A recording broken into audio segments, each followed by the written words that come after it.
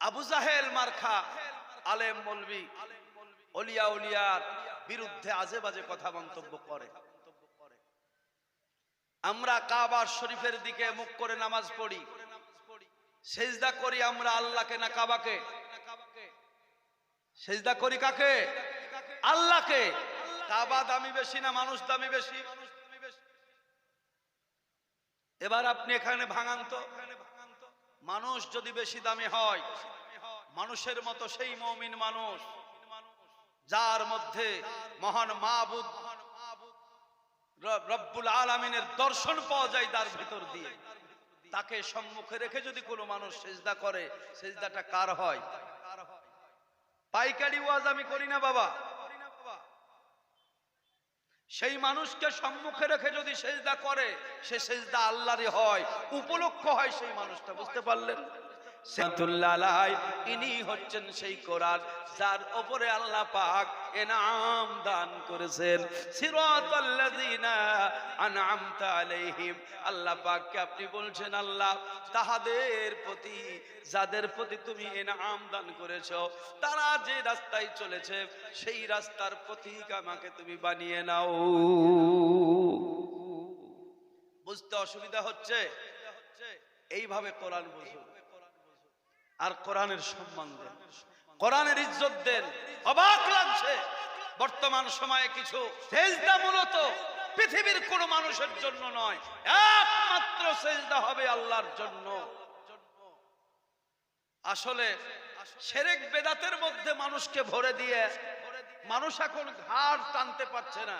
তাই তো কি হবে কি হবে, আসলে বোঝে না, আসলে বোঝে না।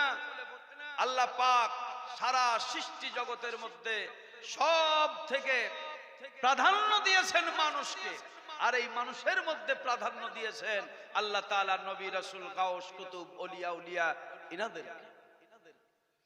আমার বন্ধুগণ, সূরা ফাতিহাটা আপনাকে একটু বুঝাই, প্রথম থেকে এবার আপনাকে বুঝাই। আল্লাহ পাক এত সুন্দর কথা দিলেন, তো বলতেছিলাম বলতে বলতে রেখে দিয়েছি। আমার নবীজি বললেন 3000 নামের গুণ 100 নামের মধ্যে আছে। 100 নাম আল্লাহ পাক পবিত্র কোরআনের মধ্যে ছড়ায়া দিয়েছে। কোন জায়গায় রহমান, কোন জায়গায় রহিম, কোন জায়গায় গফফার, কোন জায়গায় সত্তার, এইভাবে করে করে কোন জায়গায় মালিক, কোন জায়গায় কুদ্দুস। একেবারে পুরা 30 পারা কোরআন মাজিদের মধ্যে এই 100টি নাম আল্লাহ রাব্বুল আলামিন ছড়ায় দিয়েছে। আপনার আমার নবী বলছেন এই 100 নামের মধ্যে 3000 নামের গুণ আল্লাহ পাক দিয়েছেন। আর এই 100 নাম, 100 নামের গুণ আল্লাহ পাক সূরা ফাতিহার মধ্যে দান করেছে। তাহলে সূরা ফাতিহা যদি মন থেকে কেউ পড়ে, 3000 নামের গুণ তার নেকি তার আমলনামায় লেখা। মন থেকে পড়তে হবে। পড়লে এবার এই কোরআন মোতাবিক যারা জীবন ধারণ করবে, সে স্বয়ং কোরআন তৈরি হয়ে যাবে না? বলুন, সে কোরআন হবে না? হবে না? যে কোরআন মোতাবিক জীবন চালাবে। এবার সে যখন কোরআন হয়ে যাবে, এই কোরআন কবরে গেলে আর কোনো ভয় আছে? বলুন। আলেম মৌলবি সাহেবরা বলছেন কি, কোরআন পড়ো, নামাজ পড়ো, হজ করো, যাকাত করো, এইগুলো তোমার পাশে গিয়ে গাইড দিবে।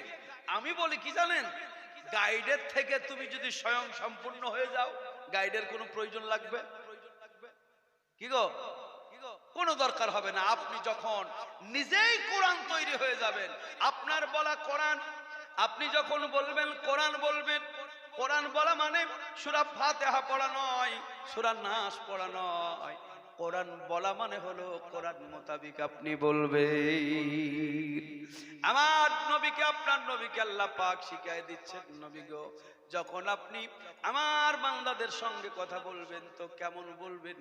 আল্লাহ পাকের নবীকে আল্লাহ শিখিয়ে দিচ্ছেন, উদু ইলা সাবিলি রাব্বিকা বিল হিকমাতি ওয়া মাউইযাতিল হাসানা। এই মোতাবিক আপনাকে বলতে হবে।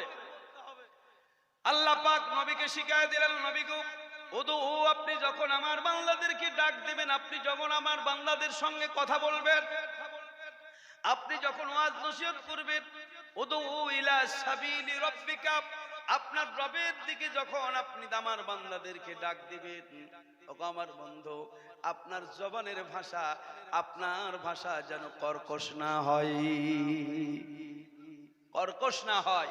আমি হিসাব করে দেখেছি 24 পরগনা এলাকার ভাষা খুব মজা লাগে, খুব সুন্দর মিষ্টি ভাষা।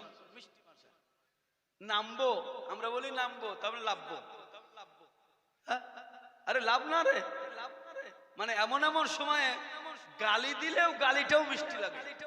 বাস্তবে বলছে, এটা আপনাদের সম্মুখে বলছি তা নয়।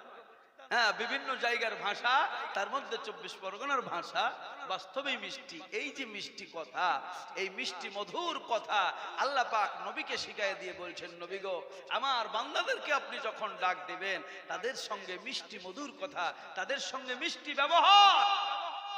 আপনার আমার নবীর ব্যবহার কত সুন্দর মিষ্টি ছিল, একটু উদাহরণ দিয়ে আপনাকে বুঝাই।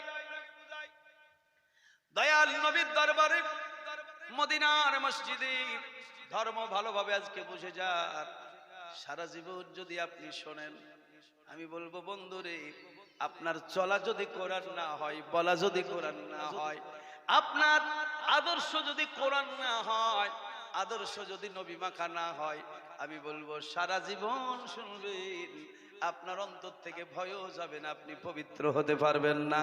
আর অপবিত্র হইয়া কবরে গেলে আপনার কোনো লাভ নাই। আল্লাহ বলছেন, বান্দারে, মরার পরেও লাভ আছে। হাক্কা তুকাতিহি ওয়ালা তামুতুন্না ইল্লা ওয়া আনতুম মুসলিমুন। আল্লাহ পাক বলছেন, মরতে যখন হবে, মুসলমান না হইয়া তোমরা মরিও না। আমার নবীজির কত সুন্দর আদর্শ ছিল, একটা একটা করে যদি বলি বন্ধু, এই 2 ঘন্টা কেন, 4 ঘন্টাও যদি আপনি দেন, আমার ফুরাবে না। সারা জীবন গাইব তবু ফুরাবে না। আমার নবীর দরবারে একজন গোলাম ছিলেন, এই গোলামটা মূলত মা খাদিজার ছিল। মা খাদিজা নিয়েছিলেন, তার নাম ছিল যায়েদ বিন হারেসা রাদিয়াল্লাহু তাআলা আনহু। মা খাদিজার সঙ্গে আল্লাহর হাবিবের যখন বিবাহ সম্পন্ন হয়ে গেল, মা খাদিজা শুধু গোলাম নয়, ওনার যত কিছু যা ছিল সব নবীজির কদমে লুটিয়ে দিয়েছিলেন। বলে, হুজুর, আজ থেকে আমি আর মালিক নই, আমার ধন সম্পদ যা কিছু আছে গো নবী, সবের মালিক হলেন আপনি। এবং আমার বাড়িতে যে যায়েদ এতদিন আমার খাদেম হিসাবে খিদমত করত, ইয়া রাসূলুল্লাহ, ইয়া নবী আল্লাহ, আজ থেকে যায়েদ আপনার গোলাম, আপনার খিদমত করবে। এই যায়েদের অবস্থা কি ছিল? ছোট্টবেলায় যায়েদ হারিয়ে গিয়েছিল। যায়েদের দেশ কিন্তু মক্কা মদিনা নয়, যায়েদ অন্য দেশের মানুষ। ছোট্টবেলায় এই যায়েদ হারিয়ে যায়।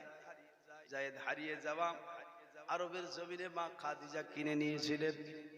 সেই সূত্রে মা খাদিজার বাড়ির মেহমান বলুন আর খাদেম বলুন, হযরতে যায়েদ বিন হারেসা রাদিয়াল্লাহু তাআলা ছিলেন। আপনার আমার নবী হযরতে যায়েদকে এত ভালোবাসা দিয়েছিলেন, এত ভালোবাসা দিয়েছিলেন, যে ভালোবাসা মায়া মহাব্বত পেয়ে যায়েদ, তার মাতা পিতা আর যে দুঃখ অন্তরের মধ্যে ছিল, সমস্ত কিছু যায়েদ ভুলে গিয়া আল্লাহ রসুলের প্রেমের পাগল তৈরি হয়ে গিয়েছিল।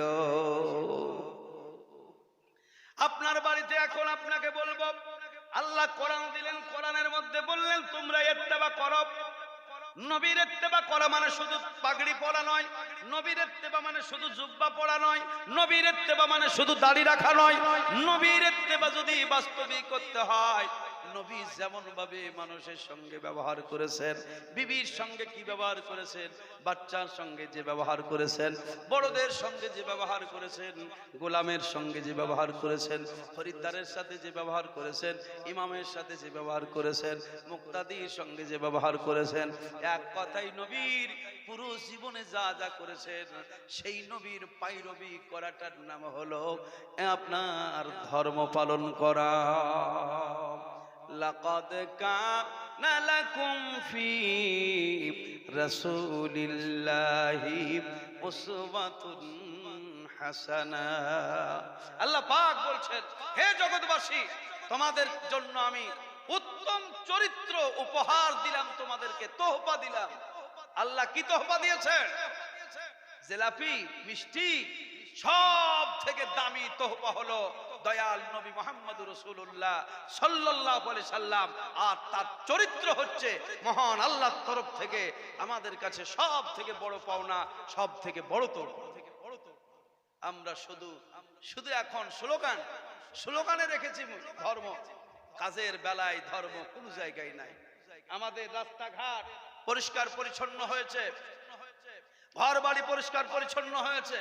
মানুষ যদি বলে উন্নয়ন নাই, উন্নয়ন নাই, এটা ভুল কথা, এটা ভুল কথা। যে সরকার যখন আসবে সে সরকার চেষ্টা তখন করবে। আমি কোন সরকারের বিরুদ্ধে বা পক্ষে কথা বলছি না। আমি যা দেখছি তা উন্নয়নের অনেক উন্নয়ন। বর্তমানে রাস্তাঘাট পরিষ্কার পরিচ্ছন্ন বলুন, বাড়িঘর বলুন, এমনকি আমাদের এখন বাথরুম, পায়খানা, টয়লেট যাকে বলছি, সেগুলোও ভালো না, ভালো নয়। যাদের ভালো নয় তারাও ভালো করতে চাইছে। এখনই আপনাদের মসজিদে, এই কিছুক্ষণ হলো মসজিদ আস্তে আস্তে, আমি বলছি মসজিদ এখন তো কেউ না, ওখানে গিয়ে হয়তো ঠিকঠাক আছে কিনা, যখন পেলাম এখানে সব সেরে নেওয়াই ভালো, আমার যে কাজ। তো সুবহানাল্লাহ, দেখলাম আলহামদুলিল্লাহ এত সুন্দর পরিবেশ, বাথরুম, টয়লেট, পায়খানা, আপনার ওযুখানা এত সুন্দর করেছে। আজ থেকে 10 বছর আগে এরকম ছিল? তাহলে এটা উন্নয়ন হয়েছে না হয়নি? তাহলে হয়েছে। আমার ভাইরা, এইভাবে একটা একটা করে যদি আপনাকে বোঝাই, সারা রাত শেষ হয়ে যাবে, আমার ওয়াজ শেষ হবে না। আমরা দুনিয়ার সবকিছু ভালো করেছি, আর আমার আল্লাহ বলছেন, বান্দারে দুনিয়ার যত ভালো মন্দ যা করবে এগুলো তোমাদের দেহে, তোমাদের জন্য। আর যখন তুমি আমার কাছে ফিরে আসবা, তুমি কোন মসজিদ সুন্দর করে বানিয়েছো, কোন মাদ্রাসা বানিয়েছো, কোন টয়লেট বানিয়েছো, কোন রাস্তা বানিয়েছো, আমি দেখবো না। আমি দেখবো কদ আফলাহা মান যাক্কাহা, তোমার দিলটা পরিষ্কার আছে কিনা আমি দেখবো। দিলটা তুমি সুন্দর করেছো কিনা। রুহটা তোমার অপবিত্র না পবিত্র? রুহ যদি তোমার পবিত্র হয় সব তোমার ঠিক আছে, আর রুহ যদি অপবিত্র হয় তোমার ঘর বাড়ি যতই সুন্দর করো আর যাই করো এতে কোনো যায় আসে না। আল্লাহুম্মা সাল্লি আলা মাওলানা মুহাম্মদ ওয়া আলা আলি সাইয়্যিদিনা মাওলানা। আমার নবীর দরবারে হযরতে যায়েদের কথা বলতেছিলাম ভাইরা আমার। তাহলে যায়েদ নবীজির পালিত পুত্র, নিজের রক্তের সন্তান নয়। আমার নবী, আপনার নবী এই রাখালটাকে এত, মনে করুন এই চাকরকে এত মহব্বত দিলেন, এত মহব্বত দিলেন, যে মহব্বতের কারণে মনের দুঃখ বেদনা যা ছিল সব দূর হয়ে গেল। আমার নবীকে এত যায়েদ ভালোবাসতেন, হুজুর যায়েদকে ভালোবাসতেন। এই ভালোবাসা দেখে মক্কার মানুষেরা বলতে লাগলো, যায়েদ বিন মুহাম্মদ, যায়েদ হচ্ছে মুহাম্মদের বেটা, মুহাম্মদের সন্তান। আমার আল্লাহ পাক তখন নবীজিকে কোরআন দান করলেন। কোরআন মাজিদের মধ্যে কোন সাহাবীর নাম আপনি সরাসরি পাবেন না, আবু বকরের নাম পাবেন না, ওসমানের নাম পাবেন না, আলীর নাম পাবেন না, কোন সাহাবীর নাম পাবেন না। একমাত্র যায়েদের নাম আল্লাহ পাক কোরআন মাজিদের মধ্যে দিয়ে দিয়েছে।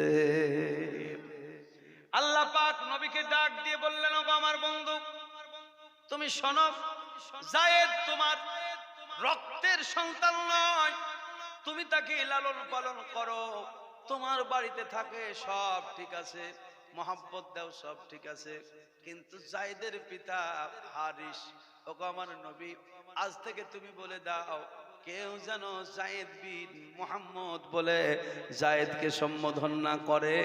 তুমি লালন পালন করো সেটা আলাদা, কিন্তু যায়েদের পিতার নাম হলো হারিস, হারিসের নামেই যেন যায়েদের পরিচিত হয়।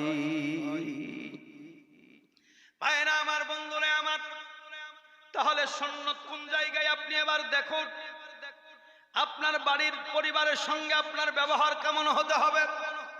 আপনার পরিবারে যদি কোনো একজন বেগানা মানুষ আসে, যদি একজন বেগানা মানুষ থাকে, সে কাজকর্মের ক্ষেত্রে হোক আর যাই হোক, তার সঙ্গে আপনার ব্যবহার কেমন হবে, এই ঘটনা থেকে আপনাকে নসিহত উঠিয়ে নিতে হবে।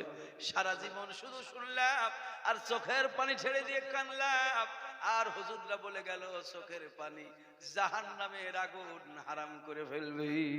মানুষ যা কাঁদে কিছু কিছু ওয়াজে, কোন সময় বলে হুজুর এমন ওয়াজ করেন যেন মানুষ কাঁদে। তা আমি বলি, কাঁদাতে তো সবাই পারে, হাসাতে পারে কে? মানুষের মুখে হাসি ফুটাতে পারে কে? একটা বাচ্চা ছেলেকে দু চাপড় দাও কাঁদবে, বিবিকে দুপার চাপড় দাও কাঁদবে, আকথা কথা দাও কাঁদবে। বিবির মনে 50টা টাকা হাতে ধরিয়ে কোনদিন হাসি ফুটাইছেন? আচ্ছা, আজকে বিশেষ করে কেউ খুশি মনে 50টা টাকা বিবিকে দিয়ে এসেছেন, এরকম কোন লোক আছেন? হাত তোলেন তো। আলহামদুলিল্লাহ, যাক, বিবির মহব্বতের একটা মানুষ পেশ। ওটা খোঁজই তো নেই না আমরা, কেউ খোঁজলি, সেই কারণেই তো পকেটের টাকা হারাই। কি গো না, এমন নয়। আবার নবীজির কথা একটা একটা করে যদি বলি না সারা জীবন। আমার নবীজি মা আয়েশাকে আনন্দ দেওয়ার জন্য আয়েশা না বলে কি বলতেন? হুমায়রা। নাম তো আয়েশা, কিন্তু হুজুর বলছেন হুমায়রা। হুমায়রা মানে কই গো, আমার সুন্দরী লাল টুকটুকে সুন্দরী বউটা আমার কই, স্ত্রীটা কই? এই যে মিষ্টি একটা কথা, তার মন জয় করার কথা। আমার হুজুরকে একদিন মা আয়েশা বলছেন, হুজুর বলে কি হলো? এই যে আজকে এত সুন্দর রাত, এই রাতে একটু চলুন তো আমরা দৌড়াদৌড়ি করি। এখন 50-55 বছর বয়সে যদি বিবির সাথে আপনি দৌড়াদৌড়ি করেন, আপনি আমি প্রেস্টিজে পড়ে যাব না? বিবির কাছে যদি পাল্লাতে হেরে যাই, আমরা কি করব? আমরা যত পারি বাবার বেটা দেখানোর জন্য বিবির আগে দৌড়াবো। এখন 9 থেকে 12 বছর 10 বছরের স্ত্রী, তার সঙ্গে আপনি 50 বছরের বুড়া দৌড়াতে পারবেন? হ্যাঁ, পারবেন? পারবেন। কিন্তু নবী আলাদা জিনিস। নবীকে মানুষের সঙ্গে মানুষ মিলাইয়ে দিয়ে ঘুলিয়ে টুলিয়ে একাকার করে ফেলছে। নবীজি কি জিনিস তুই চিনিস? নবীর নাম মোহাম্মদ, বাবার নাম আব্দুল্লাহ, মায়ের নাম আমিনা, দাদুর নাম আব্দুল মুতাল্লিব। এই নবী চিনা? রাসূল বলছেন আমি কে আর আমি কি, আমার আল্লাহ ছাড়া আর দ্বিতীয় কেউ জানে না। সুবহানাল্লাহ বলে। তুমি চিনো কাগজের পাতায়, এ চিনা আলাদা, এ বোঝা আলাদা। হযরত মা আয়েশা বললেন, ইয়া রাসূলুল্লাহ, ইয়া নবী আল্লাহ, জ্যোৎস্না রাত্রি কত সুন্দর রাত গো নবী, চলুন তো দেখি ওই জায়গায় রেশারেশি দৌড়ে কে আগে যেতে পারে, আগে দেখি। আমার নবীজি মা আয়েশার মনে আনন্দ দেওয়ার জন্য, খুশি দেওয়ার জন্য রাসূল বলছেন, আয়েশা ঠিক আছে, চলো দেখি কে আগে দৌড়াতে ওই জায়গায় পারে। আমার রাসূল যদি ইচ্ছা করতেন আয়েশাকে রেখে দিয়ে দয়াল নবী আগে পৌঁছে যেতেন। কিন্তু আপনার আমার নবী বিবিকে মহব্বত দেওয়া, বিবিকে ভালোবাসা, বিবির অন্তর জয় করা, বিবিকে কেমন ভাবে খুশি দিতে হয়, সারা বিশ্বের সুন্দর স্বামী হইয়া আমার নবীজি আদর্শ দান করলেন। বলে ঠিক আছে, রেডি, 1 2 3, যেমনই বলা খুশি মনে বাচ্চা মেয়ে মা আয়েশা দৌড়াতে আরম্ভ করলেন। আপনার আমার নবী ধীরে ধীরে ধীরে ধীরে গিয়ে আপনার পৌঁছালেন, আর মা আয়েশা আগে পৌঁছে গেলেন। যাওয়ার পরে মনের মধ্যে একটা তৃপ্তি পেয়ে, আনন্দ পেয়ে বলছেন, হুজুর আজকের এই রেশারেশি দৌড়ে, এই কম্পিটিশনে আমি জিতে গেছি, আপনি যেন হেরে গেছেন। আপনার আমার নবী মুচকি হেসে বলছেন, আয়েশা ঠিকই বলেছো, তুমি খুব দৌড়াতে পারো, তোমার মতো কি আমি দৌড়াতে পারি নাকি?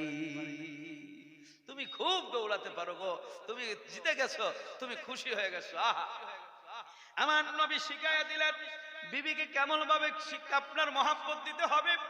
এইভাবে আর একটা দিন, কোন একদিন আমার নবী বলেছেন, আয়েশা সেই দিন তো আমি হেরে গিয়েছিলাম না? বলে হ্যাঁ। বলে সেই দিন তো আপনি হেরে গিয়েছিলেন, আমি জিতে গিয়েছিলাম। আমার নবী বলছেন, আয়েশা রে আজকে দেখি চলো, সেই দিন তোমার তরফ থেকে হয়েছিল, আজকে আমার তরফ থেকে হবে দৌড়াদৌড়ি, কে আগে ওই জায়গায় পৌঁছাতে পারে। আমার দয়াল নবী কত কত বড় শিক্ষক, কত সুন্দর শিক্ষক। জগতের স্বামীদেরকে হুঁশিয়ার বার্তা দিয়ে দিলেন, জগতের স্বামীদেরকে বুঝাইয়া দিলেন, নারী যতই বুদ্ধিমান হোক না কেন, তাদের বুদ্ধি পুরুষের থেকে একটু কম। এই কম বুদ্ধি মানুষকে যদি বেশি ভালোবাসা যায়, সে মাথায় ওঠে, ওঠে না? সে মাথায় ওঠে। আবার নবী আজকে শিক্ষা দিচ্ছেন পুরুষকে, সেই দিনও শিক্ষা দিয়েছেন স্ত্রীকে কেমন ভাবে ভালোবাসতে হয়, আজকেও শিক্ষা দিচ্ছেন। আমার নবীজি বলছেন, আয়েশা দেখি সেই দিন তোমার তরফ থেকে ছিল, আজকে আমার তরফ থেকে দেখি ওই জায়গায় কে পৌঁছাতে পারে। এবার রেডি, 1 2 3। যেমনই বললাম, আপনার আমার নবী সেই দিন ইচ্ছাকৃত পিছনে ছিলেন, আজকে দয়াল নবী নিজে ইচ্ছাকৃত আয়েশাকে পিছে রেখে দয়াল নবী আপনার সেই জায়গায় আগে পৌঁছে গেলেন। এবার হেরে গেলে তো মনে দুঃখ আসবে না? আসবে না? মনটা খারাপ হবে। হুজুর মা আয়েশার দিকে তাকায় দেখছেন, তার চেহারাতে যেমন সেই হাসি খুশি নাই, তো হুজুর বলছেন দুঃখের কি আছে? দুঃখের কি আছে? সেই দিন তুমি আমাকে হারিয়ে দিয়েছিলে, আজকে আমি তোমাকে হারালাম, তো সমান সমান হয়ে গেল, তো এতে তো দুঃখের কিছু নাই, কষ্টের কোনো ব্যাপার নাই, খুশি হও। শোনো, সেই দিন তুমি আমারে হারাইছিলে, আমি আজকে সেই প্রতিশোধটা নিয়ে সমান সমান হয়ে গেল, তাই না? হুজুর আপনার এইরকম ভাবে মা আয়েশাকে খুশি করলেন, কিন্তু জগৎবাসীকে বিরাট একটা উপহার দিলেন নবীজির এই চরিত্রে। তো কি? বিবিকে ভালোবাসো, ভালোবাসো, কিন্তু অতিরিক্ত ভালোবাসায় মাথায় চড়বে, অতিরিক্ত ভালোবাসায় মাথায় চড়বে। কিছু কিছু মানুষ বাইরে যায়, বেশি ভালোবাসা দিয়ে টাকা পয়সা সব দেয়, আসার পরে বউ নাই, টাকাও নাই। এরকম আছে না নাই? আপনাদের এলাকায় মনে হয় কম আছে কি নাই, আমাদের এলাকায় খুব চলছে এগুলো। 3-4 বছর 5 বছর ধরে বেচারা আরবে খাটছে, দুবাইয়ে খাটছে, ও ভাবছে সব ঠিকঠাক আছে, আসার পরে দেখছে টাকা তো টাকা, বই বাড়িতে নাই, টাকাও পরের হয়ে গেছে, বউ পরের হয়ে গেছে। বুঝতে পেরেছেন? সেই কারণে যতই মহব্বতের হোক, তাদেরকে সীমার মধ্যে মহব্বত রাখতে হবে। বুঝতে পারলেন? সীমার মধ্যে যদি আপনি সীমা লঙ্ঘন করেন, এটাই হচ্ছে হাদিস কোরআন, এই মোতাবেক জীবন আপনি তৈরি করুন, আপনার জীবন জান্নাতি জান্নাতি, এতে কোনো সন্দেহ নাই। আপনি মরবেন কিসের ভয়? দাদা গেছে, বাবা গেছে,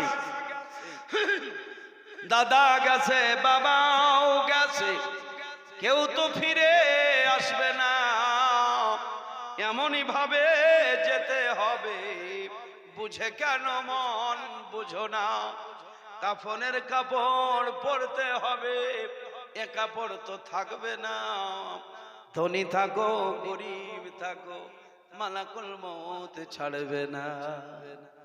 আশা যখন লাগবে, একটু আগে আসাই ভালো ছিল না? আমার একটু আরাম পেতাম না, পেতাম না কি গো হুজুর? আশা যখন আমাকে লাগবে, তার 1 ঘন্টা যদি আমি আগে আসতাম, তা আমার একটু আরাম হতো না? হতো না? তাহলে আমার আসতে লেট হয়ে গেছে, সেই কারণে আরামটা হলো না। বন্ধুরে আমার, তোমাকে যখন যাওয়া লাগবে, যাওয়া যখন লাগবে, তুমি তৈরি হয়ে যাও যাওয়ার জন্য, সামান পাতি তুমি গুছিয়ে নাও, রাস্তায় যেন তুমি বিপদে না পড়ো। দাদাও যখন গিয়েছে, বাবাও যখন গিয়েছে, তুমি বুঝে নাও তোমাকেও যেতে হবে। দয়াল নবী বলছেন, মুসাফির চিরদিন যেমন থাকে না, ও আল্লাহর বান্দারা, তোমরা ইহ জগতের মুসাফির, তোমরা চিরদিন থাকবে না, পাড়ি দিয়ে তোমাদেরকে চলে যেতে হবে। যখন তুমি চলে যাবা, নবীর রঙে রঙে যাও। সিবগাতুল্লাহ কোরআনে লেখা আছে, আল্লাহর রঙে তুমি রঙে যাও।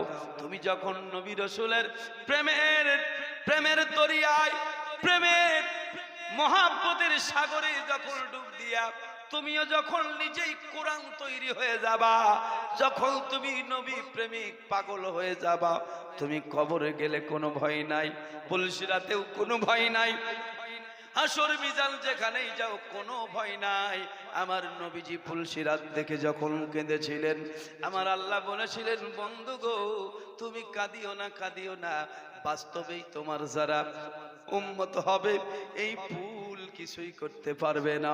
হযরত জিবরাইল আলাইহিস সালাতু ওয়াস সালাম বলেছিলেন, ইয়া রাসূলুল্লাহি ইয়া নবী আল্লাহ, আপনি কাঁদবেন না গো নবী, এই ফুলের উপরে আমি জিবরাইল আমার ডানাগুলো বিছায়া দেব।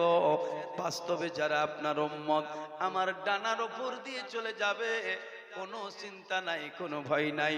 ইশক মোহাব্বত ইমামে আহলে সুন্নাত আলা হযরত আজিমুল বরকত তিনি এই হাদিসকে নকল করে তিনি বলেছিলেন, পুল সে উতারো रहा गुजर को खबर ना हो, जिब्रील पर बिछाए तो उस पर को भी खबर ना हो। আপনার জন্য সব ব্যবস্থা করা আছে। আমাকে দাওয়াত দিয়েছেন, কি খাওয়ালে ভালো হবে আমি বেশি জানি না, আপনারা বেশি জানেন। কি গো, আপনারা বেশি জানেন না? সেই কারণে একরকম নয়, প্লেটে দেখছি কয়েক রকমের ফল।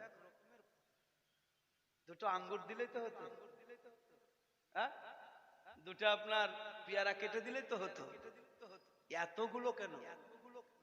আঙ্গুরও দেখছি, কিশমিশও দেখছি, আরো অনেক রকমের ফল দেখছি, কত বলবো, মিষ্টিও দেখছি অনেক রকমের। এক রকমের একটা মিষ্টি দিলেই তো হয়ে যেত, কিন্তু এখন দেখা যাচ্ছে না না হুজুর, প্রতিদিন তো আপনি আমাদের বাড়িতে আসবেন না, মানুষের মন তো বিভিন্ন রকমের, এক রকমের মন নাই। আপনার মনটা তো আমরা ধরতে পারবো না কোনটা আপনি খেতে ভালোবাসেন, তাই হুজুর গো একটু একটু করে প্লেটে আমরা সব রকম দিয়েছি, যেটাই আপনার মন চাইবে আপনি সেটা খান। আমার ভাইরা বন্ধুরে আমার খুব মনোযোগ, সামান্য 1 ঘন্টার মেহমানের জন্য যদি এত কিছু হয়, সামান্য 8 ঘন্টা মেহমানের জন্য যদি এত আয়োজন হয়, আমার আল্লাহ পাক বলেন, বান্দা তোমরা হলে আমার মেহমান। সুবহানাল্লাহ, আল্লাহ পাক বলছেন, বান্দারে তোমরা হলে আমার মেহমান। তোমাদেরকে দুনিয়ার বুকে পাঠাবার পূর্বে আমি কেমন করে মেহমানদারি করব, তোমরা দুনিয়ার বুকে না যাওয়ার পূর্বে আমি আল্লাহ পাক ব্যবস্থা করে রেখেছি। ভাবেন না, ভাবুন, দেখেন সব পেয়ে যাবে। কে কবে জন্মাবে বলে আগে আহার পাঠিয়ে দিলে, কে কবে জন্মাবে বলে আগে আহার পাঠিয়ে দিলে, এহনো দয়া ময়কে ভুলে দিন কাটালি ঘুরে রে, আমার মন কেন মজে না রে আল্লাহর জিকিরে। আদম তৈরি হয়নি, আদমের বাসস্থান তৈরি হয়ে গেছে। আদম তৈরি হয়নি, আদমের জন্য আল্লাহ জান্নাত তৈরি করে দিয়েছেন। আদম দুনিয়াতে আসেনি, আল্লাহ পাক দুনিয়াকে সুন্দর করে সাজিয়ে দিয়েছেন। এক রকমের ফল দেননি, 1000 রকমের ফলমূল আল্লাহ দিয়েছেন। জমি একটাই দিয়েছেন, একটা জমিতে আটা মনে করুন, সেই জমিতেই মনে করুন আপেল, আর এক জমিতে মনে করুন কলা, সেই জমিতে আপনি লাগিয়ে দেন নারকেল, সেই জমিতে পেয়ারা। একটাই জমি, বিভিন্ন ধরনের ফল আল্লাহ পাক দিয়ে সুন্দর করে পৃথিবীকে আদমের জন্য সাজিয়ে দিয়েছেন। কে কবে জন্মাবে বলে আগে আহার পাঠিয়ে দিলে, এহনো দয়া ময়কে ভুলে দিন কাটালি ঘুরে রে, আমার মন কেন জেনা রে আল্লাহর জিকিরে। যার ইশারায় দিবারাতি চাঁদ সূরজে দিচ্ছে জ্যোতি, বহে বাতাস পাতি পাতি, বহে বাতাস পাতি পাতি, মেঘেতে বৃষ্টি ঝরে, মন কেন মজে না রে আল্লাহর জিকিরে। সাগরে যখন থাকে সাগরের পানি, সমুদ্রে থাকলে সমুদ্রের পানি, ইঁদারায় থাকলে ইঁদারার পানি, নলকূপে থাকলে নলকূপের পানি, সেই পানিটাই যখন বাষ্প হয়ে যায় তখন পানি বাষ্পের রূপ ধারণ করে, সেই যখন আকাশে চলে যায় মেঘের আপনার রূপ ধারণ করে, সেই যখন আবার ফোঁটা ফোঁটা হয়ে পৃথিবীর জমিনে পড়ে সেই পানিটাই তখন বৃষ্টির পানি ধারণ করে, সেই যখন আকাশ থেকে আবার আপনার শাবনাম হয়ে আপনার পৃথিবীতে আসে, ঘাসের উপরে যখন পড়ে শাবনাম বা শিশির হয়ে আপনার দেখতে পাওয়া যায়, সেই পানিটাই আবার যখন দেখা যায় ধানের গাছে পড়ে, ধানের গাছে পড়ে তখন ধানের মধ্যে আপনার সেই পানিটাই দেখা যাচ্ছে চাউল আকারে আপনার পায়, সেটাকে আবার ফল আকারে পাওয়া যায়। আমার আল্লাহ পাক এত বড় নিয়ামত মানুষের জন্য দিয়েছে, মানুষ কিন্তু গবেষণা করে না, তাই আল্লাহ পাক কোরআন মাজিদের মধ্যে দিয়েছেন ফালিয়ানজুরিল ইনসানু মিম্মা খুলিক, খুলিকা মিম্মা ইনদাফি, ফালিয়ানজুরিল ইনসান। আল্লাহ পাক বলছেন মানুষ কেন গবেষণা করো না, কেন চিন্তা ভাবনা করো না? এই মানুষ যদি চিন্তা ভাবনা করত, সেই মোতাবিক কোরআন মোতাবিক জীবন তৈরি করত, আর নিজেই কোরআন তৈরি হয়ে যেত, এই মানুষের জাহান্নাম বলে কিচ্ছু ছিল না। কথা বুঝতে আপনাদের অসুবিধা হচ্ছে? আমি তো মুর্শিদাবাদ, আপনারা 24 পরগনা, আপনাদের কথা একটু আলাদা, এদিক ওদিক আসছে। ভাইরা আমার, যদি বুঝতে পারেন সেই মোতাবিক জীবন তৈরি করুন, সেই মোতাবিক জীবন তৈরি করুন।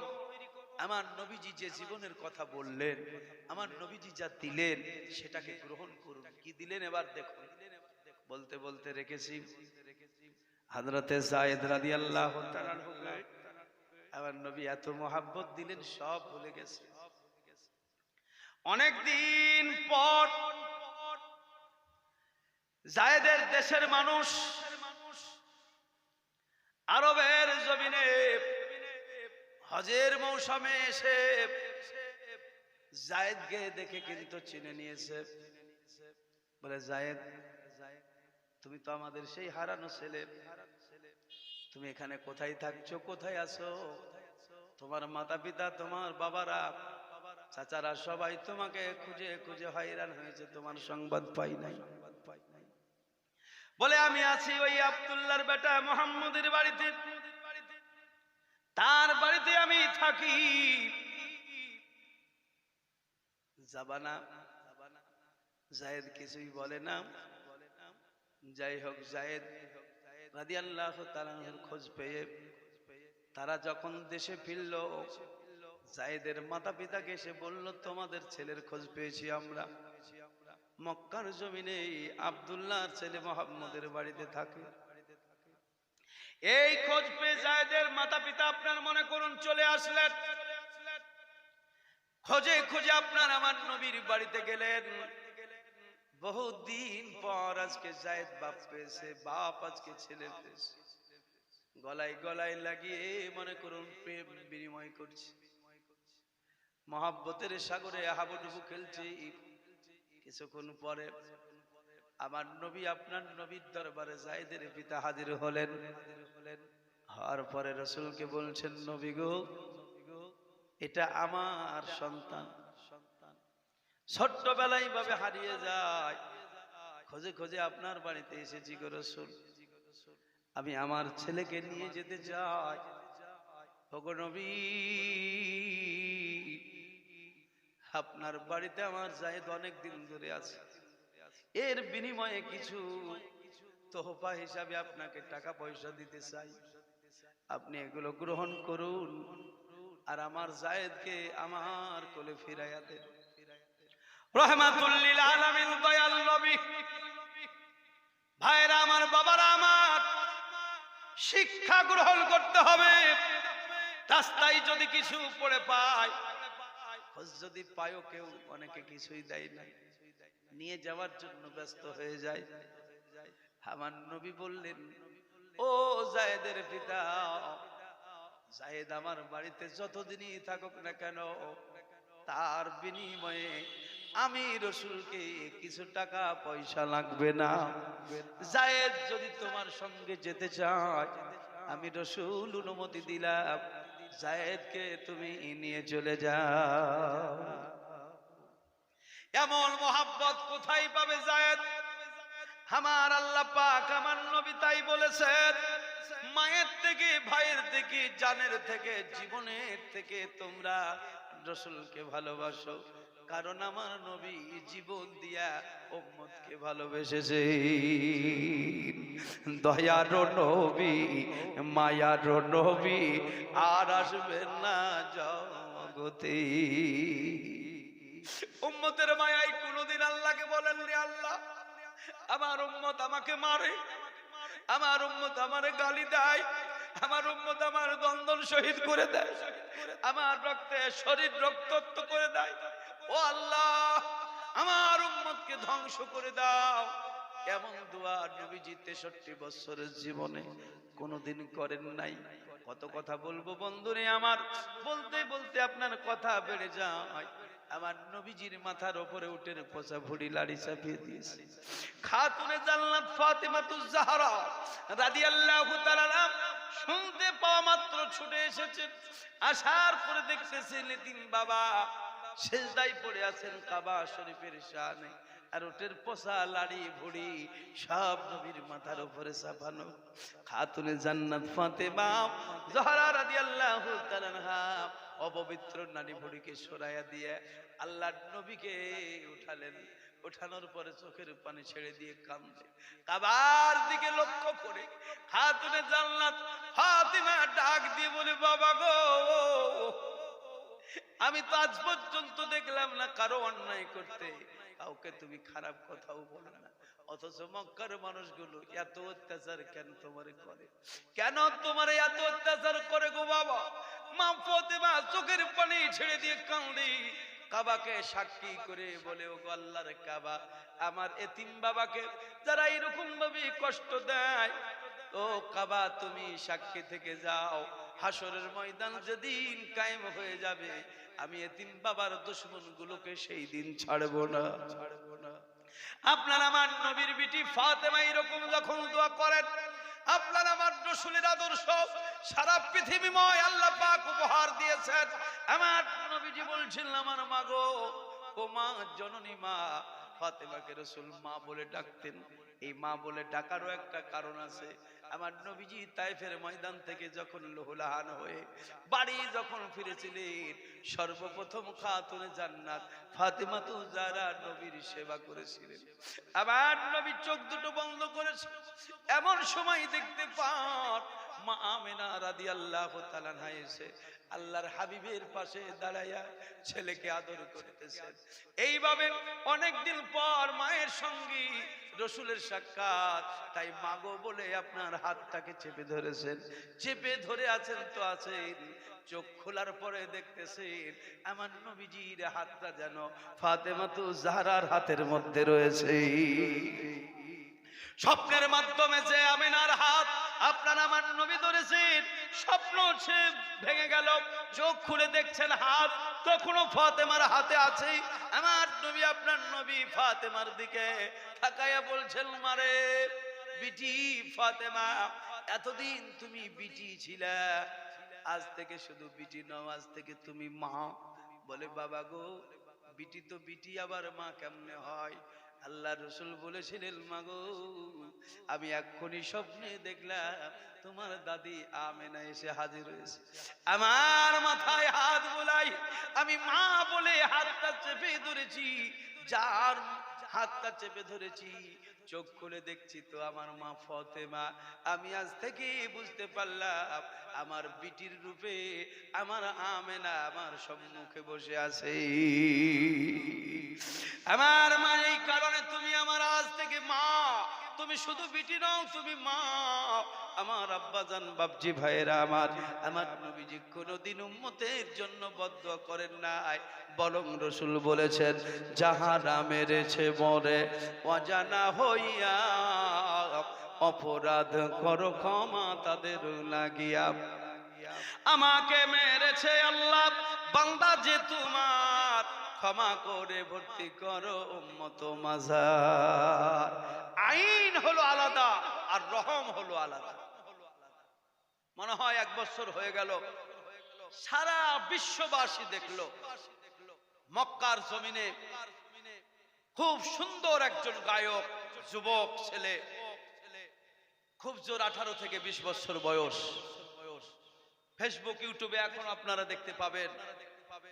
নাম হলো যত সম্ভব মোহাম্মদ বিন ফাইসাল। তার গলা কাটা হলো, গলা কাটা হলো। তো এই ছেলেটার সকল, অনেকে আপনারা দেখেছেন, জানেন বিষয়টা। এই ছেলেটার গর্দনটা বাঁচাবার জন্য হিসাব মতো তার গোটা পরিবার, দেশবাসী সবাই চেষ্টা করেছিল, কারণ ছেলেটা বাস্তবেই দোষী ছিল না,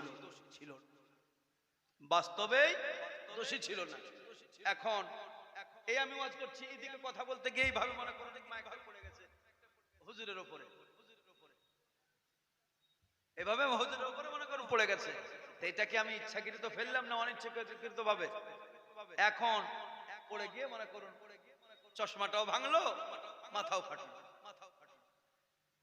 অবুঝ বুড়বক তারা বলবে হুজুর মাইক দিয়ে মেরেছে, তাই না? অবুঝ বুড়বক বলবে মাইক দিয়ে মেরেছে, কিন্তু আদৌ আমি মারার উদ্দেশ্য নয়, আমার হাত হয়তো মাইকে পড়েছে, তাই হুজুরের গায়ে পড়ে মাথা পেরেছে।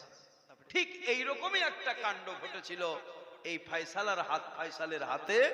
একজন ব্যক্তি ব্যতিক্রম আঘাত লেগে কতল হয়ে গেছে। এখন কোরআনের ফায়সালা হলো কতলের বিনিময়ে কতল হতে হবে, এই রায় ঘোষণা হয়ে গেল। এই রায় ঘোষণা হয়ে যাওয়া পুরো আরব হিসাব মতো আপনারা দেখেছেন, তাদের নিজের জাতীয় পোশাক মনে করুন জুব্বা পাগড়ি সমস্ত কিছু খুলে, সোনা কত নিবে, টাকা কত নিবে, ছেলেটাকে মাফ করে দাও। মানে নিয়ম হচ্ছে ফায়সালা হওয়ার পরে প্রতিপক্ষ যদি মাফ করে দেয়, তাহলে আর কতল হবে না, তাছাড়া কেউ বাঁচাতে পারবে না। তো সেই প্রতিপক্ষ যারা ছিলেন তারা কিন্তু মাফ করতে পারলেন না বা মাফ করলেন না। শেষ পর্যন্ত তার গলা কাটা হলো, কবর হয়ে গেল। বলুন, আমি আপনাদের কাছে রায়, এটা ঠিক হলো না ভুল? ভুল হলো না? ভুল। আসলে কোরআন পড়ে না, শুধু কোরআনের আইন পড়ে। হযরত ওমর রাদিয়াল্লাহু তাআলা আনহুর জামানায়, বাস্তব আপনাকে ঘটনা দিয়ে বোঝায়, ওমর রাদিয়াল্লাহু তাআলা আনহুর জামানায় একজন লোকের হাতে, লোকটি ছিল দিহাতি বা গ্রাম্য লোক, সেই ব্যক্তির হাতে মদিনার কোন একজন মানুষ অনিচ্ছাকৃত ভাবে আপনার কতল হয়ে যায়। লোকটি আসলে শিকার করতে এসেছিল, শিকার করতে গিয়ে শিকারকে লক্ষ্য করে তীর মারতে গিয়া সেই কাঠুরিয়াকে মনে করুন লেগে যায়। জঙ্গলে সে কাঠ কাটতেছিল, ঘটনাস্থলে সে মারা যায়। আমার ভাইরা বাবারা আমার, আইন কাকে বলে আর রহম কাকে বলে, নবীর আদর্শ কাকে বলে, সাহাবায়ে কেরাম পালন করেছেন। এই আদর্শ যতক্ষণ না আমরা নিজেদের মধ্যে প্রয়োগ করতে পারবো, ততক্ষণ আমরা কামেল মুমিন মুসলমান হতে পারবো না। আইন আইনের জায়গায় থাকবে। আল্লাহ বহু আইন তৈরি করেছেন, তার উপরে আল্লাহ পাক বলছেন আমি হলাম রহমান, আমি হলাম রহিম। ওমাইয়ামাল সুআন আও ইয়াজলিম নাফসাহু সুম্মা আস্তাগফিরিল্লাহ ইয়াজিদিল্লাহ গফুরুর রহিমা। আল্লাহর কোরআন মোতাবেক জীবন তৈরি করুন। এই জীবন জাহান্নামে দেওয়ার জন্য আল্লাহ তৈরি করেন নাই। আল্লাহ পাক বলছেন বান্দারে নিজের নাফসের উপর জুলুম করেছো, কর্মের মধ্যে ভুল করেছো, যত বড়ই অন্যায় করেছো, নিরাশ হও না, আমার কাছে ফিরে এসো, এসো আমার কাছে এসো, আমি তোমার গুনাহ মাফ করার জন্য আছি, আমি তোমার আমলের গুনাহ মাফ করব, নাফসের গুনাহ মাফ করব, সমস্ত গুনাহ মাফ করার জন্য আমি আল্লাহ আছি। গফুর আর রহিমা, আমি হলাম গফফার, আমি ক্ষমাকারী, আমি তোমার তওবা কবুল করব। আমার ভাইরা, আমার বাবা জীবন, মা বোনেরা, যে যেখান থেকে ওয়াজ নসিহত শুনছেন, সকলের কাছে আমি অনুরোধ রাখবো, আজকে জীবনের মতো তওবা করে এখানে বাড়ি যাবেন। শুধু বারবার তওবা নয়, ওই তওবা আমি শিক্ষা দিই না, যত পারবেন তওবা করেন। এখন তওবা ওই যে একজন প্রথমে বলেছিলাম না, আস্তাগফিরুল্লাহ তওবা পড়ে, মানে এমন শুনেছে যে ছেলের নামই আস্তাগফিরুল্লাহ রেখে দিয়েছে, ওই রকম নয়, জীবনের মতো তওবা করতে হবে। আল্লাহ, যে পাপ করেছি এই পাপ জীবনে আর কোনোদিন করব না। এখন সকালে তো করলেন, আবার ওই দুপুরে তওবা করছেন, দুপুরে করলেন, আবার সন্ধ্যায় তওবা, মানে ওই যে অপশন খোলা আছে, হুজুরটা বলেছে তওবা করলে মাফ হয়ে যাবে। না, এই অপশন খোলা নাই, আপনি আসলে জানেন না। আল্লাহ রাসূল বলেছেন, একজন বান্দা গুনাহ করার পরে সে বেঈমান হয়ে যায়, গুনাহ করার পরে সে বেঈমান হয়ে যায়, মুসলমান থাকে না। তওবা করার পরে তার ঈমান ফিরে আসে, আবার যদি সে গুনাহ করে আবার বেঈমান হয়ে যায়, তওবা করার পরে তাকে আবার ঈমান ফিরিয়ে দেওয়া হয়, আবার যদি করে আবার ঈমান চলে যায়, তারপরে আপনার ঈমান ফিরিয়ে দেওয়া হয়। এইরকম ভাবে রাসূল তিনবার বলেছেন, তিনবার, চতুর্থ বেলায় আর তাকে ঈমানদার বলে আল্লাহর খাতাতে বেঈমান হয়ে যায়, গণ্য থাকে না। মুসলমান বলে লোকে, কিন্তু আসলে হারামখোর কোনোদিন মুসলমান নয়। আল্লাহর দরবার থেকে সে যদি তওবা না করতে পারে, জীবনের মতো তওবা না করতে পারে, সে যতই যাই বলুক, সে পবিত্র হতে পারে না। তাই তওবা দিয়ে নিজেকে পবিত্র করতে হয়। আল্লাহ পাক বলছেন, বান্দারে তওবা করে জীবনের আমল পবিত্র করো, তুমি পবিত্র হও, পবিত্র হয়ে আমার কাছে ফিরে এসো, কোনো ভয় নাই, কোনো চিন্তা নাই। একটু মহব্বতে দরুদ শরীফ পড়ুন। আল্লাহ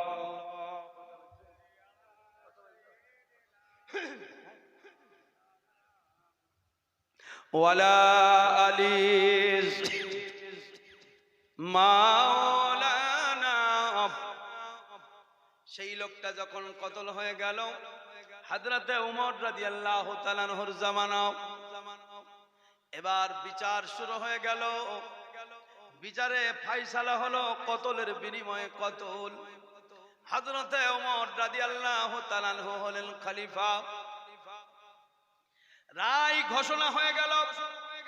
মনে করুন আজকে রবিবার, আগামী শুক্রবার বা বৃহস্পতিবারে জোহরের পর মনে করুন বেলা 2টার সময় কতল হবে। এই রায় এখন ঘোষণা হয়ে গেল। রবিবার ঘোষণা হলো, সোম, মঙ্গল, বুধ, মনে করুন 3টি দিন টাইম পাওয়া গেল। এবার যে আসামি, সে আসামি আবদার করলো, হুজুর আমার তরফ থেকে একটা কথা আপনাকে বলতেছি, শুনুন। বলে কি কথা? একটু দয়া করবেন, মেহেরবানি করবেন, কতলের বিনিময়ে আমি কতল হতে রাজি আছি। হুজুর তবে এখনো মাঝে যখন 3টি দিন টাইম আছে, এই 3টা দিন আমি একটু আপনার কাছে চাইছি, আমাকে ছুটি দেওয়া হোক, আমাকে ছেড়ে দেওয়া হোক। এই 3 দিনের মধ্যে আমি এখান থেকে, আমার বাড়ি বহু দূর, আমি বাড়ি যাব, তাদের সঙ্গে আলাপ আলোচনা করব, তাদেরকে জীবনের মতো একটু দেখাশোনা করে আমি আবার বৃহস্পতিবারের দিন ঠিক টাইম মোতাবেক এসে হাজির হয়ে যাব। ইমানদার কাকে বলে? মুমিন কার নাম? সেই যুগে, সেই জামানায় মুমিন মুমিনের উপরে ভরসা রাখতে পেরেছে। বর্তমান সময়ে ইমানদারের উপরে আমরা ভরসা করতে পারি না, কি বলেন? যারা বক্তব্য দিচ্ছে, মৌলভী সাহেব, অনেক মৌলভী আছে দেখবেন দাওয়াত নেওয়ার পরে তার নানি মরে যায়, আসবে না, মানে অন্য কোন জায়গায় যাবে, মানে এখানে 10,000 তো ওখানে 20,000। নানি মনে করুন 10 বছর আগেই মরে গেছে, এবার আসবে না, তো আপনি ফোন করছেন বলে হুজুর আমাদের এখানে আপনাকে 1 মাস আগে দাওয়াত করেছি, 2000 দিয়েছি, আসতে আসা লাগবে। হঠাৎ বলছে সকাল বেলায় নানি মরে গেছে। 10 বছর আগেকার নানি একবার কেন 10-12 যদি মরে তাতে কোনো যায় আসে না। এখন মুর্শিদাবাদ আপনি দেখতে যাবেন, আমার নানি মরেছে, দাদি মরেছে, নানি শাশুড়ি মারা গেছে, এখন কি করবেন, উপায় নাই। তাই তো এখন মাটি সাটি আওয়া দিতে যেতে হুজুর আর যাওয়া হলো না, হুজুর কিন্তু অন্য জায়গায়। এরকম আছে না নাই? এই হুজুরদের দোয়া কবুল হয়। বন্ধুরে আমার, ইমানদারকে বর্তমান সময়ে বিশ্বাস করা, ভরসা করা বড় মুশকিল। কেমন ইমানদার ছিলেন, কেমন সাহাবী ছিলেন। উনি বললেন হুজুর 3টা দিন একটু টাইম দেন। হযরত ওমর রাদিয়াল্লাহু তাআলা আনহু বললেন, বাবা শোনো, টাইম দেওয়াটা এমন কোনো ব্যাপার নয়, কিন্তু তোমাকে যদি এখান থেকে যেতে হয় তোমার বিনিময়ে কাউকে জামিন রাখতে হবে। তুমি যদি সেই দিন টাইম মোতাবেক না আসো তাহলে তোমার বিনিময়ে সেই জামিনদারকে কতল করব। এখন তুমি দেখো এই মাহফিলে যদি তোমার হয়ে কেউ জামিন নেয় আমি তাহলে তোমাকে ছেড়ে দেব। বলুন এই আসামির কেউ জামিন নেবে? রায় ঘোষণা হয়ে গেছে, তার জামিন কি হবে বাবা? প্রায় 70 বছর বয়স আবু যার রাদিয়াল্লাহু তাআলা আনহু ওই মজলিসে বাবাজি ছিলেন। তিনি বললেন হুজুর কেউ যদি জামিন না হয় আমি জামিনদার হয়ে গেলাম। মুমিনের উপরে একজন মুমিনের কত ভরসা। বলে হুজুর সে যদি না আসে আপনি বৃহস্পতিবারের দিন বেলা 2টোর সময় আমার গর্দন আমি হাজির করে দেব, আমাকে জবাই করে দেবে। আমার ভাইরা বাবারা আমার, হযরত ওমর রাদিয়াল্লাহু তাআলা আনহু সেই আসামিকে জামিনে আপনার মুক্তি দিলেন। এ বেচারা মনে করুন নিজের বাড়ি চলে গেলেন। বাড়ি যাওয়ার পর খুব আনন্দের সাথে আপনার 2 দিন কাটালেন, কাউকে তেমন জানতে দিলেন না। এবার আসার পালা বৃহস্পতিবারের দিন। বুধবারের দিন মনে করুন আত্মীয় স্বজন সবাইকে ডেকে বলছেন শোনো আমার এই এই ঘটনা ঘটে গেছে, অতএব আগামীকাল আমাকে মদিনার জমিনে পৌঁছাতে হবে। আমি যদি না পৌঁছাতে পারি গো আমার বিনিময়ে আল্লাহর নবীর প্রিয় সাহাবী আবু যার রাদিয়াল্লাহু তাআলা আনহু কতল হয়ে যাবে। এইভাবে সবার কাছে মনে করুন মাপসাপ নিয়ে বৃহস্পতিবারের দিন আসতে গিয়ে কিন্তু বাবা লেট হয়ে যাচ্ছে। মানুষ সবাই তাকিয়ে আছে, এই আসবে এই আসবে ওই আসবে, কিন্তু আসামির কোনো পাত্তা নাই। এদিকে 1-2 করতে করতে বেলা মনে করুন হয়ে আসছে। মদিনার ছেলেরা কান্দে, মদিনার মেয়েরা কান্দে, মদিনাবাসীরা সবাই আবু যার রাদিয়াল্লাহু তাআলার জন্য কাঁদছে। আবু যার কোনো অপরাধ না করে আজকে কতল হয়ে যাবা। এইরকম ভাবে আবু যার রাদিয়াল্লাহু তাআলার জন্য চোখের পানি ছেড়ে দিয়ে মদিনাবাসীরা কান্দে। বাবা জীবন ভাইরা আমার, এমন সময় দেখা যায় টাইম প্রায় হয়ে আসতেছে আর হযরত ওমর যেন বলে দিলেন ওই আসামি এখন আর আসবে না, তার বিনিময়ে আবু জারকে কতল করা হোক। জল্লাদের কাছে মনে করুন নিয়ে যাচ্ছে, এমন সময় দেখা যায় মরু প্রান্তরের দিকে তাকিয়ে কে যেন ঘোড়ার উপরে সওয়ার হয়ে বারবার চিৎকার করে বলতেছে, ও মদিনাবাসীরা, ও মদিনার ছেলেমেয়েরা, ও মদিনার গভর্নর, ও মদিনার মহানায়ক, ও আমিরুল মুমিনিন, দয়া করে একটু দাঁড়িয়ে যান, দয়া করে একটু দাঁড়িয়ে যান। হযরত ওমর রাদিয়াল্লাহু তাআলা চোখে পড়েছে, বলতে দেখো গো, আমার মনে হয় ওই আসামি ছুটে আসতেছে, যখন আসতেছে একটু তোমরা দাঁড়াও, লোকটাকে দেখা যাক। এই দিকেই যখন ছুটে আসতেছে, সত্যি দেখা গেল কিছুক্ষণ পরে আল্লাহর নবীর সেই সাহাবী, যাকে বলে ইমানদার, যাকে বলে মুমিন, যাকে বলে আশিকে রাসূল, তিনি এসে হাজির হয়ে গেলেন। বাবারাও, কিছুক্ষণ পূর্বে যে মানুষটার জন্য মদিনাবাসীরা ক্ষিপ্ত ছিল, সেই মানুষগুলোর মন আপনার পাল্টে গেল। যাওয়ার পরে মনে মনে তারা বলতে লাগলো, বাস্তবে ইমানদার না হলে কতল হওয়ার জন্য কি কেউ ছুটে আসে? মুসলমান, তোমাদের ইতিহাস হচ্ছে মৌতের জন্য মুমিন কোনদিন ভয় করে না। মৌত সে নেহি ডরতে, আরে মুস্তফা কে दीवाने, मौत से नहीं डरते, मुस्तफा के दीवाने, मर कर भी नहीं मरते, अरे मुस्तफा के दीवाने। মুমিন হযরত ওমর রাদিয়াল্লাহু তাআলা বলছেন, তুমি যখন চলে এসেছো তো ঠিক আছে, আবু জারকে ছেড়ে দেওয়া হোক। আমিরুল মুমিনিন খিলাফাতুল মুসলিমিন ডাক দিয়ে বললেন, বাবা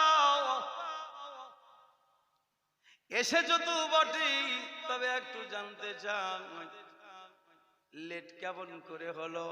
এটা তো হওয়া উচিত ছিল না। সে তখন বলতে লাগলো, হুজুর বাড়িতে দুটো কচি কচি বাচ্চা আছে, জীবনের মতো তারা আজকে এতিম হয়ে যাবে, তাদের মায়া মহব্বত আমার আসতে লেট করে দিয়েছে। বাড়ির পরিবারের মহব্বত আমাকে বাধা দিয়েছে, সেই বাধায় আমার আসতে একটু লেট হয়ে গেছে, হুজুর ক্ষমা করে দেন। আমি যখন হাজির হয়েছি গর্দন হাজির, কতল করে দিন। এবার জাল্লাদ নিয়ে যাচ্ছে, কতল হবে।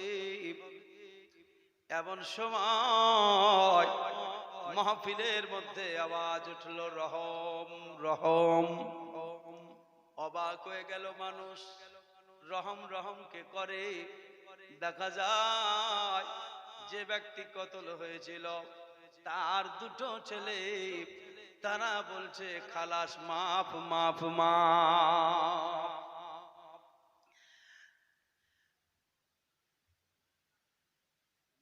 নারায়ে তাকবীর, নারায়ে তাকবীর, নারায়ে রিসালাত। হুজুর মুবারক, হুজুর মুবারক। হুজুর আমাদের চলে এসেছেন, আলহামদুলিল্লাহ। ভাই সিলসিলার মধ্যে থাকবে। জীবন যদি বাঁচাতে চান, ঈমান যদি বাঁচাতে চান, সিলসিলা, আমার সিলসিলাও হচ্ছে নকশবন্দি মুজাদ্দিদি তরিকার মানুষ। আমি আমার প্রিয় মুর্শিদ শাহ আবরারুল হক মাদ্দাজিল্লাহুল আলী ওয়ান নূরানী, আবার মুর্শিদাবাদে আমার আলিমউদ্দিন উলাহারি রাহমাতুল্লাহ আলাই ফুল ফুটিয়েছেন এই আপনার মুজাদ্দিদ নকশবন্দি তরিকা। আমার উদ্দেশ্য, বাবা যে যেখানে আছেন আপন আপন জায়গায় থাকুন।